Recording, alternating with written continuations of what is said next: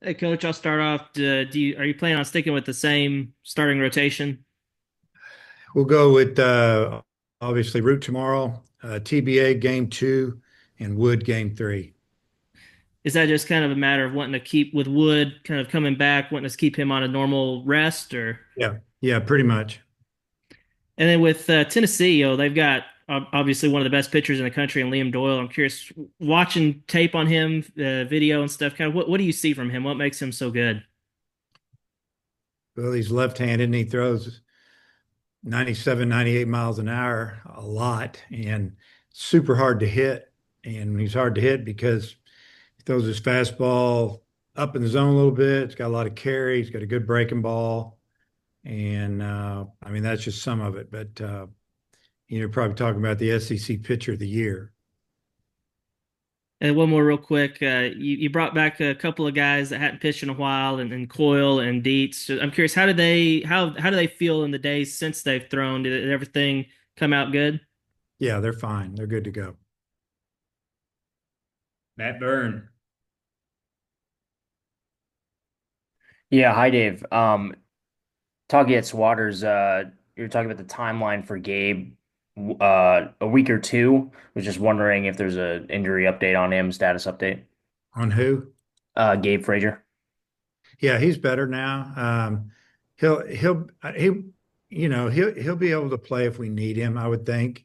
Now, swinging the bat is probably the issue. The twisting and turning with the bat, but it seems to be better, a lot better. He actually worked out with us yesterday and did all the defensive drills.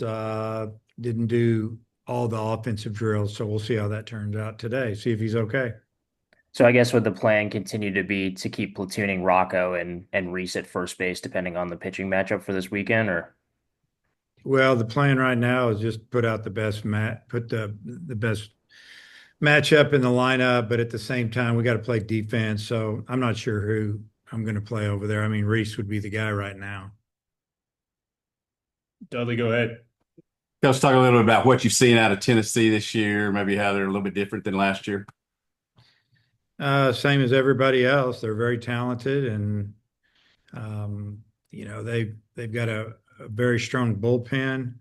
Their starters have really good stuff, and I mean, they're one of the best offenses in the league. They're hitting over 300 as a team, and there's only three teams doing that this year at this time of year. Um, you know, you look at the home runs, they've hit a lot of home runs lately. I think they're up to 112, 13, 14, somewhere in there. So it's an explosive team with really good talent, and yeah, I'm not going to touch on everything, but that's pretty obvious stuff. Obviously, Texas, for the older fans, has been the big rival. Tennessee's become a big one for the new fans. Just talk about the series and how two really good teams continue to go at it competitively. Yeah, I mean it's just another SEC series that there's coaches know each other. I'm sure the players know each other, and I mean they're the defending national champion. That probably makes it more exciting for the fans. But for me personally, it's another SEC series. It's not any different than playing Texas or LSU or A&M or all these guys are just really talented teams, and um, you have to play really well to win. And it's hard to win a series. If you can get one, get it. Appreciate it. Daniel, go ahead. Yeah, hi, Coach. Last week you had Anderson and Ianson, and then this week Doyle and then Phillips maybe in game two. Just how do you handle, two separate looks on a pretty quick turnaround? Well, it's just normal stuff. You got a left and you got a right. They both throw super hard. They have really good stuff. Um, yeah, it's what we try to do. That's why baseball's different. You're playing game after game after game, and you're facing different styles of pitching. You're playing the same team maybe three times on the weekend, but the pitching's all different usually. Yeah, one game at a time. Try to figure out if we can get to Doyle and then score enough runs to win the game, and then we move on to the next guy when that one's over. But there's no secret. You just you evaluate what they do, and you try to get some hits when you get the opportunities. You got to score when you get a chance, and it's tough. There's few opportunities with these type of pitchers that we've been seeing the last few weeks. And then with Phillips, he's had a little bit of a stolen base problem. Y'all really aren't much of this, steal bases kind of team. Is that something that you point out in the matchup beforehand, or how do you kind of go about handling that? But we point out everything. I mean, just like every other team, you try to figure out how you're going to beat somebody. First off, you figure out how you're going to make contact and how you're going to attack him, and then you go over everything, whether it's offense, defense. So yeah. Appreciate it. Tom, go ahead.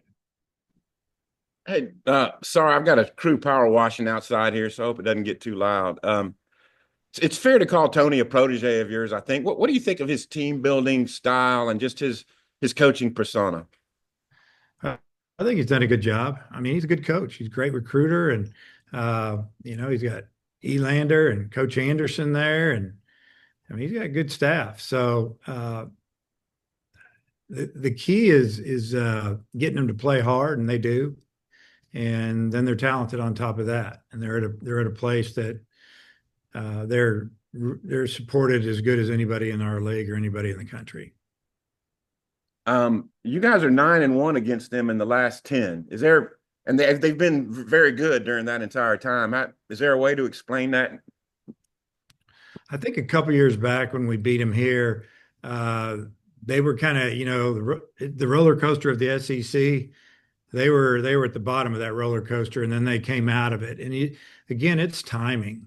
When you play people, whether it's minor leagues, big leagues, or the SEC, when you're talking, 3 and 4 and 5 months, you catch people at the right time, you get them, you're playing good, they're not. I think we've been kind of fortunate that we've caught them at the right time a couple of times. Plus, we've had good teams, they've had good teams, and when you have that, it's to me, it's all about timing. And I don't know where we're at right now. I feel like both teams are obviously at the end of the season, looking forward to the SEC tournament, looking forward to the NCAA tournament. Just going to play. Hopefully, we play well these 3 games, and we play well enough to win a couple. Thanks. Jackson, go ahead.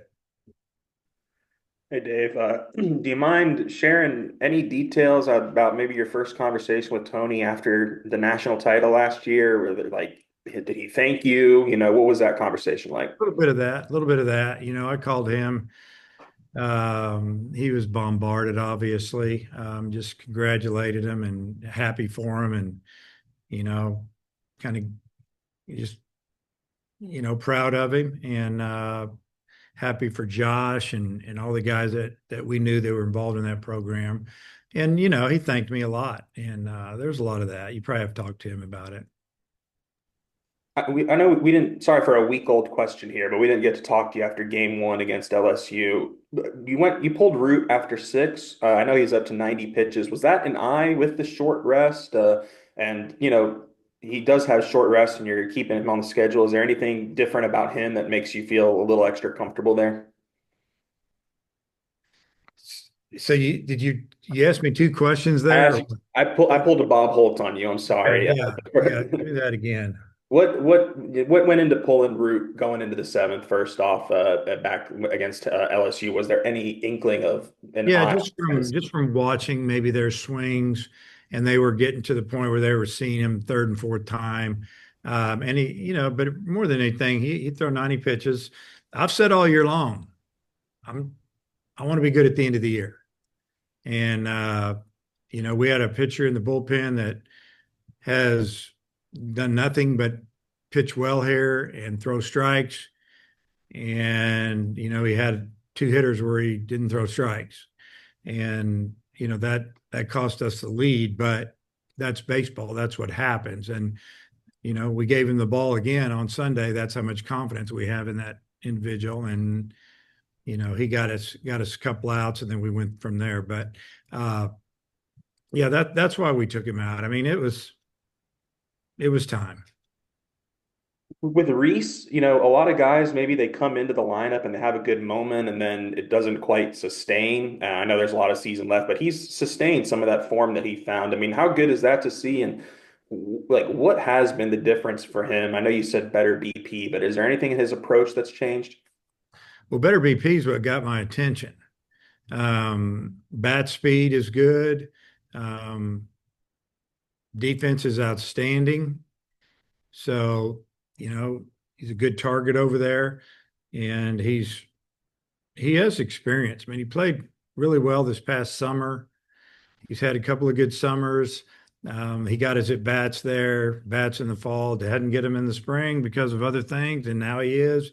So I just feel like that in his mind, he's not scared. I mean, it is what it is. I mean, it's uh it's SEC baseball, and he's been there. He's seen it, and now he's getting his opportunity, and he's taking advantage of it.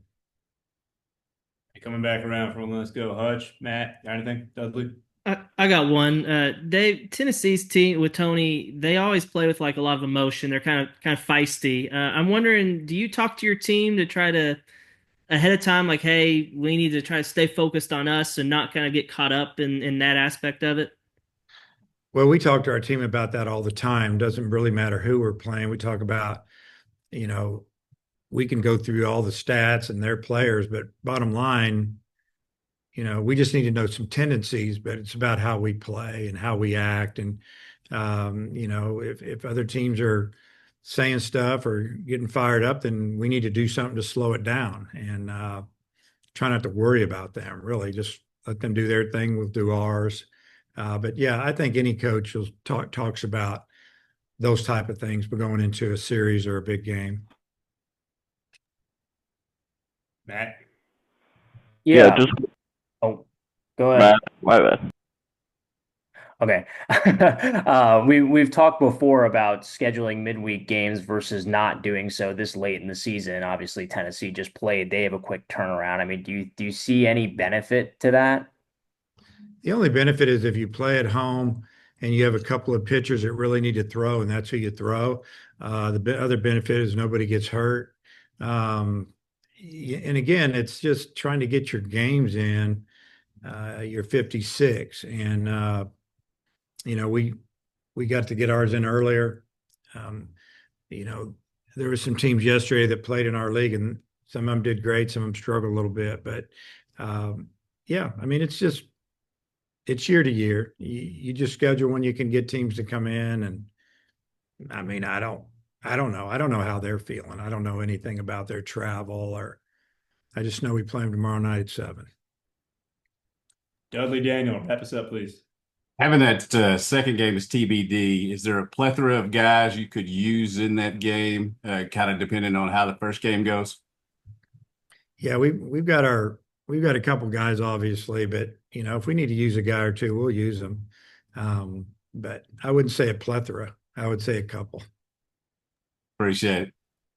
Daniel, wrap up.